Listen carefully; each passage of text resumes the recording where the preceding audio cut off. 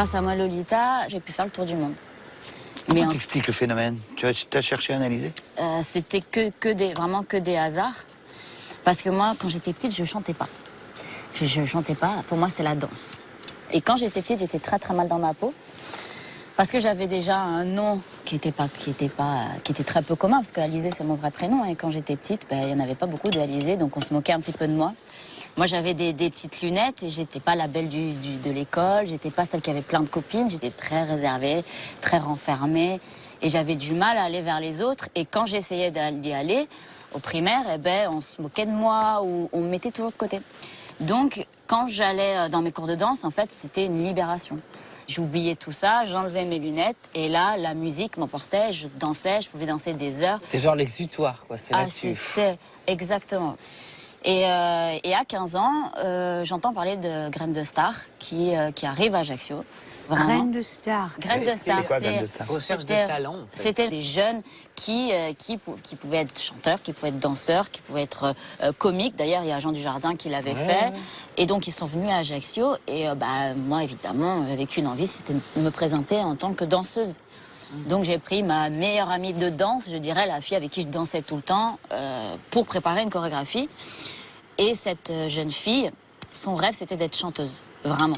Et la veille du casting, nous, on avait préparé notre choré, tout ça, elle me dit, je t'ai inscrite au concours avec moi. De chant. De chant. Et donc je lui dis, mais... Oui, je lui dis, mais... Mais t'es folle. Franchement... c'est abusé et tout. Bon, écoute, vraiment pour te faire plaisir. Je gagne la première émission et quand c'est passé à la télé, il y avait une jeune femme, jeune chanteuse française qui s'appelle Mylène Farmer qui était devant sa télé et sur TF1. Et c'est la pub, elle zappe et elle tombe sur moi en train de chanter et tout. Et elle avait une chanson qui s'appelait Moi Lolita. Et quand elle m'a vu, c'est une chanson qu'elle avait. Qu'elle avait déjà, mais qu'elle pouvait pas chanter, évidemment. Ouais. Et quand elle m'a vu, elle a dit, je pense que c'est notre interprète. C'est dingue. Parce que ça s'est enchaîné super vite. Mais vraiment vite, parce que Graines de Star, c'est une histoire moderne, ça. C'est ça. Graines de Star, c'était en janvier. Et la première fois que j'ai vu Mylène, c'était le 18 mars. Quand même, ça s'est passé vite. Très vite, ouais. Donc, très vite. Le jour, voilà, quand je suis arrivée à Paris, j'ai rencontré Mylène.